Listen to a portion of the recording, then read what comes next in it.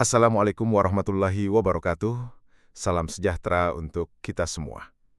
Teman-teman, pernahkah kalian bertanya-tanya bagaimana sebenarnya sistem ekonomi dunia berkembang hingga menjadi seperti sekarang? Dari barter sederhana hingga kita mengenal uang digital dan cryptocurrency. Mari kita telusuri perjalanan panjang ini bersama para tokoh besar yang ide-idenya mengubah dunia. 1. Awal mula, barter dan lahirnya uang logam. Kisah ekonomi manusia bermula dari barter. Ribuan tahun yang lalu, masyarakat menukar gandum dengan kambing, kain dengan rempah-rempah. Tapi sistem ini tidak praktis karena membutuhkan kecocokan kebutuhan. Lalu lahirlah uang logam di kerajaan-kerajaan kuno seperti Lydia di Asia Kecil sekitar abad ke-7 SM. Uang logam membuat perdagangan lebih mudah.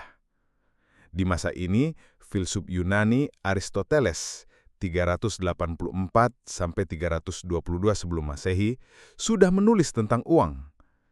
Ia menjelaskan bahwa uang memiliki 3 fungsi utama, yaitu sebagai alat tukar, alat ukur nilai, dan penyimpan kekayaan. Pemikiran sederhana inilah yang menjadi dasar ilmu ekonomi modern. 2. Abad menengah, pemikiran ekonomi Islam. Memasuki abad menengah, Eropa masih terjebak dalam feodalisme.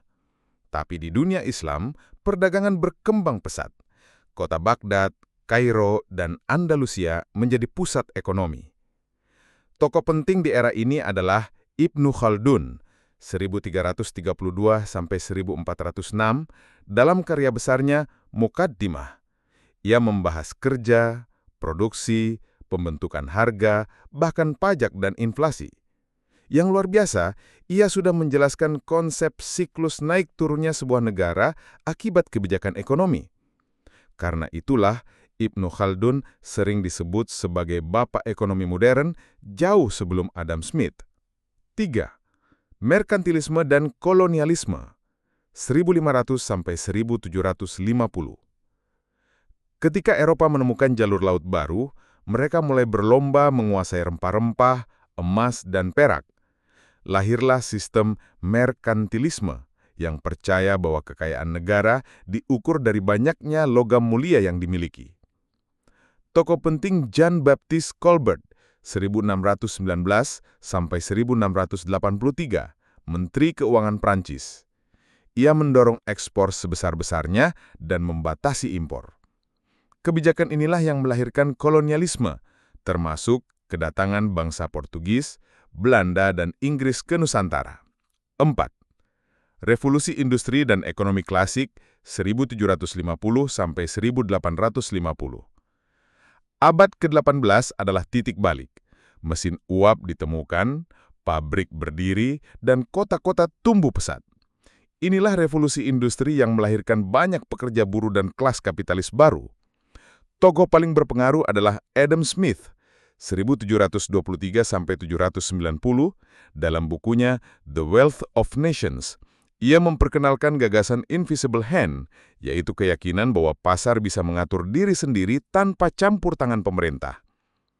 Setelah Smith, muncul David Ricardo, 1772–1823, yang memperkenalkan teori keunggulan komparatif.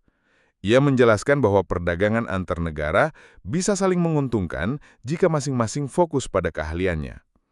Sementara itu, Thomas Malthus, 1766–1834, memperingatkan bahwa populasi manusia tumbuh lebih cepat daripada persediaan pangan, yang bisa menyebabkan kelaparan besar. 5. Kritik kapitalisme, Karl Marx dan sosialisme, 1800–1900. Namun, revolusi industri juga membawa masalah serius, buruh yang bekerja lama dengan upah rendah, kemiskinan, dan ketidakadilan. Akhir kritik tajam dari Karl Marx, 1818–1883, bersama rekannya Friedrich Engels, 1820–1895. Dalam Manifesto Komunis dan Das Kapital, Marx menyebut bahwa kapitalisme pasti akan runtuh karena melahirkan kesenjangan.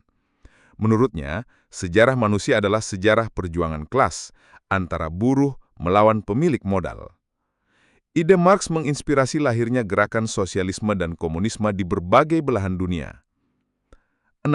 Ekonomi modern, Keynes dan neoklasik, 1900 sampai 1950. Memasuki abad ke-20, dunia menghadapi krisis besar. Pada tahun 1929, terjadi Great Depression, resesi global yang membuat jutaan orang menganggur. Kapitalisme pasar bebas dianggap gagal. Saat itu, muncullah John Maynard Keynes, 1883 sampai 1946. Ia berpendapat bahwa pemerintah harus ikut campur dalam ekonomi melalui belanja negara, pajak, dan kebijakan moneter. Teori Keynesian inilah yang menyelamatkan banyak negara setelah Perang Dunia II. Selain Keynes, ada Alfred Marshall, 1842 sampai 1924. Tokoh neoklasik yang mengembangkan teori permintaan, penawaran, dan elastisitas.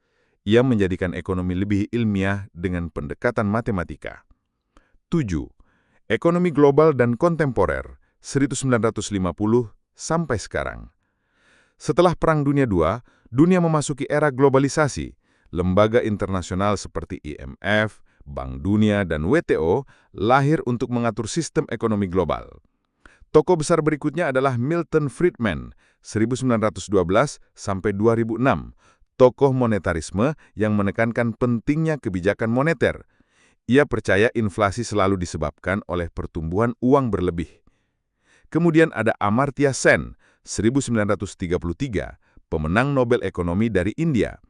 Ia menekankan bahwa pembangunan sejati bukan hanya soal angka pertumbuhan ekonomi, melainkan soal kebebasan manusia, pendidikan, dan kesehatan.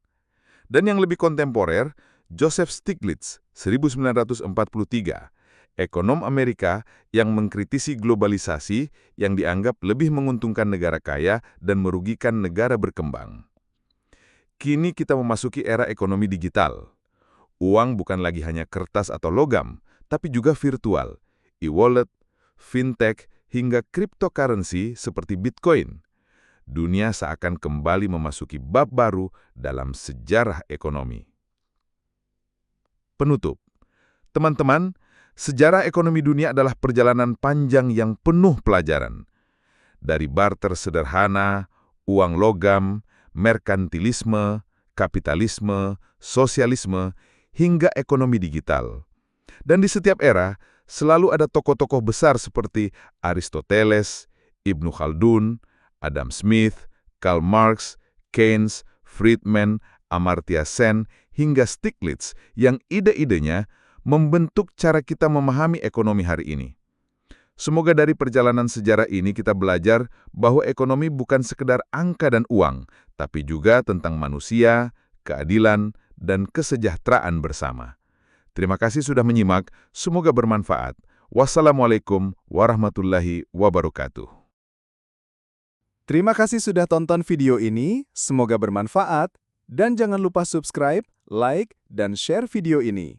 Sekali lagi, terima kasih.